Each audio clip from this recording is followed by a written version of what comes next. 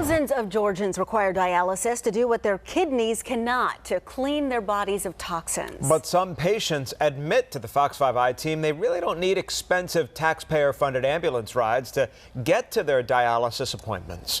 Fox 5i team reporter Randy Travis says unnecessary free rides are exactly what the government is trying to stop. That's right, Tom and Sinead. Yeah, these trips are supposed to be only for people who cannot get to the dialysis clinic any other way without putting their health in danger. Yet 3 times a week, an ambulance pulled up to the homes of Georgians who say they didn't really need it.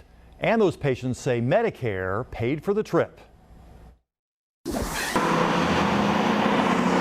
For months, we watched Caring Hands ambulances travel the streets of West Cobb, Douglas, and Paulding counties. They were not handling 911 calls or other emergencies. These ambulances always headed to the nearest dialysis clinic. And if the patient was on Medicare, that meant an average $500 taxpayer-funded payment to Caring Hands for every round trip. But how many really needed the ride? The ambulance service that carries a patient who can walk or who is not eligible for a non-emergency ambulance knows exactly what they're doing and knows exactly how they get paid. Now, this is a part of the investigation where you might expect us to show you video of patients walking to the ambulance. And we shot plenty of examples, but we worried about their lack of blame in this, especially when some patients told us they never asked for an ambulance in the first place. So let me demonstrate what we saw. A woman repeatedly walking the 7 steps up to her front door after her treatments. Another who walked more than 20 feet on her own to get to the stretcher waiting for her outside her house. And a man who walked out of his house and climbed right on the stretcher. In fact, 2 patients told me when they go to other doctors, they don't need stretchers or ambulances. They get family members to drive them.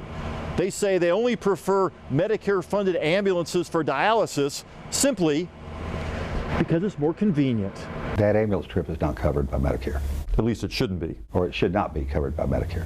Rick Tibbetts spent 35 years in the business, starting as a paramedic, ultimately owning his own ambulance service in Troup County. A lot of tax dollars get processed through these cubicles every day. They sure do. Now he heads up EMS Consultants in LaGrange, a company that handles billing for several ambulance companies. Tibbetts says he works hard to ensure they only process claims for patients who truly qualify. There's a lot of fraud through Medicare. Ambulance is just the tip of the iceberg, but there's a lot of fraud through there, I'm sure. There are cheaper ways to get people to dialysis who don't have a ride. If they also qualify for Medicaid, the state and federal health program for the poor, patients can use a van service that takes them from door to door. They share the ride with other patients, but the one-way cost difference for taxpayers is striking. About $50 versus $250. That's quite a savings. Oh yes, 80%. The ambulance company we watch, Caring Hands EMS, is run by Floyd Keels, seen here on his LinkedIn page. This is his wife, Shala, from her public Facebook page.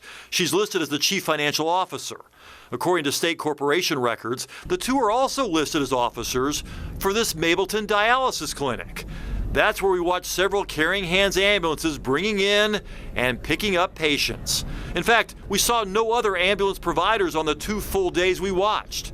Yet, according to Medicare, there is no rule preventing someone from operating both an ambulance service and a dialysis clinic. When we dropped by Caring Hands' office in AUSTELL, Floyd Keels refused to answer any of our questions and asked me to leave the property. Thank you, Mr. Keels. No. Nice to meet you. So what's the answer? Well, Medicare is trying something different. In some states, ambulance providers must now get prior authorization from Medicare before billing for non-emergency transports. Is it making a difference? Oh, yes. According to Medicare, under the old rules, when the government paid claims without asking for documentation first, non-emergency ambulance billing averaged nearly $19 million each month. In the first year of the new rules, that number dropped nearly 75% to $5.4 million monthly. And in South Carolina, considered by the government as one of the biggest ambulance dialysis abusers, during that first year, 20 ambulance companies went out of business. Out of 200 ambulance services in South Carolina, that means that 10% went out of business because they could not carry people that did not go to dialysis. What does that tell you? It tells me there's a lot of fraud.